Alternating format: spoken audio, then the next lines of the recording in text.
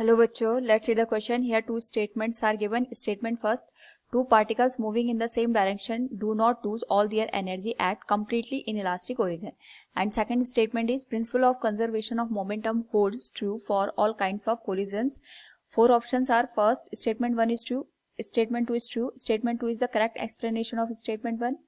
Second, statement 1 is true, statement 2 is true, statement 2 is not the correct explanation of statement 1. And third, statement 1 is false, statement 2 is true, and fourth, statement 1 is true and statement 2 is false. Now to answer this question, first we will discuss here the key concept, and here the key concept will be inelastic collision. तो जब हम बात करते हैं inelastic collision की, उस particular case में we have to remember कि हमारे पास यहाँ पे जो ऑब्जेक्ट्स होते हैं कोलिजन के बाद एक दूसरे के साथ स्टिक हो जाते हैं, और हम यहाँ पे परफेक्टली इनइलास्टिक कोलिजन की बात करते हैं.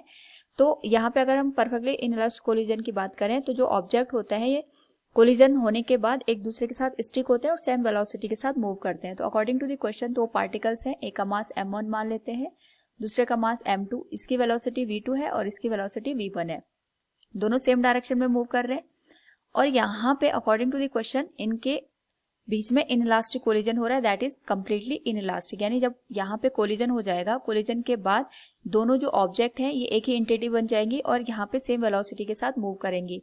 तो इस पर्टिकुलर केस में अगर हम कंजर्वेशन ऑफ मोमेंटम लगाएं, क्योंकि यहाँ पे हमारे पास कोई भी एक्सटर्नल फोर्स काम नहीं कर रहा है, so we can say here from conservation of momentum. तो हमारे पास जो कंजर्वेशन ऑफ मोमेंटम है उसके अकॉर्डिंग जो इनिशियल मोमेंटम होगा that will be equal to the final momentum. तो इनिशियल मोमेंटम हमारे पास आ जाएगा m1 v1 plus m2 v2, that will be equal to m1 plus m2 into v के बराबर.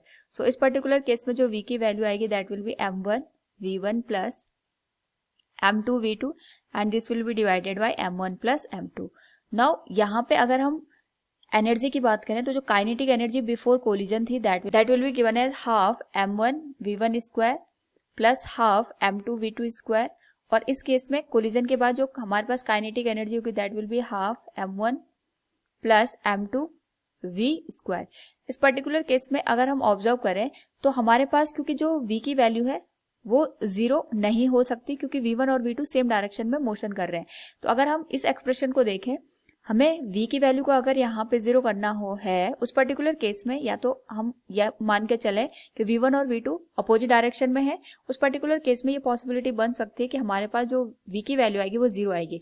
v की वैल्यू जीरो होगी तो जो फाइनल, या हम कह सकते हैं कोलिजन के बाद की एनर्जी होगी वो जीरो के बराबर होगी, जो कि हमें ये बताएगा कि हमारे पास जो टोटल एनर्जी है वो कंज्यूम हो गई है आफ्टर द कोलिजन. तो इसका मतलब ये होगा कि यहाँ पे हमारे पास v की वैल्यू पॉजिटिव है, जिस वजह से कि यहाँ पे जो एनर्जी है that is not completely lose in this particular collision. तो इनइलास्टिक कोलिजन में हमारे पास यहाँ पे हमें जो काइनेटिक एनर्जी है उसका कंप्लीट लॉस देखने को नहीं मिलता है. सो हम कह सकते हैं कि हमारे पास जो स्टेटमेंट वन है इट इज करेक्ट वन.